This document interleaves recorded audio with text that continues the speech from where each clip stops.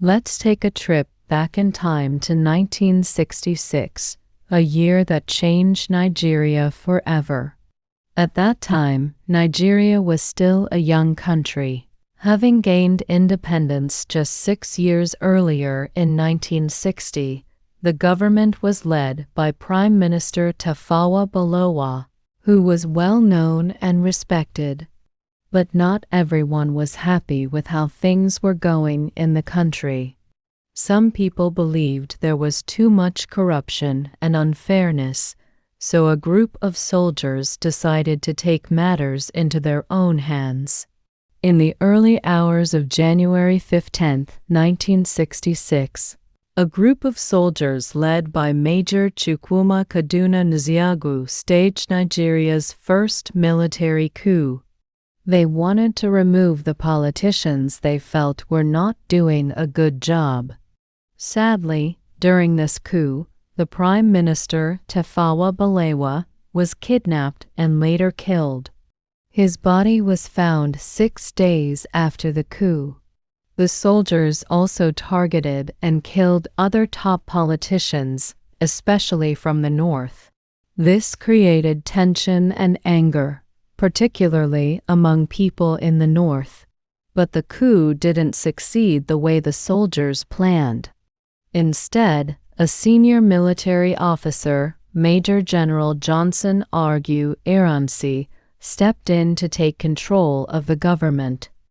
Argue Ironsi, a calm and brave military officer, became Nigeria's first military head of state. He tried to unite the country and fix the problems that led to the coup. However, not everyone liked his style of leadership. Many people, especially in the north, felt that Agui Ironsi didn't do enough to punish those responsible for the January coup. They believed he was protecting the coup plotters because they were mostly from the south. This anger boiled over, and just 6 months later, on the night of July 28, 1966, another group of soldiers decided to strike back. This was known as the 1966 Nigerian counter-coup, also called the July Rematch. It was led by Lieutenant Colonel Murtala Muhammad and other northern officers. The coup started as a mutiny and open rebellion against Agui Ironsi's government. By the next morning, July 29th, Agui Ironsi had been captured in Ibadan, where he was visiting Lieutenant Colonel Adekonal Fajui, the military governor of the western region. Tragically, both Agui Ironsi and Fajui were killed by the soldiers.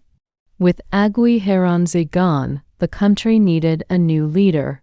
The coup plotters chose Lieutenant Colonel Yakubu Gowon, a young officer from the north, to become the new head of state.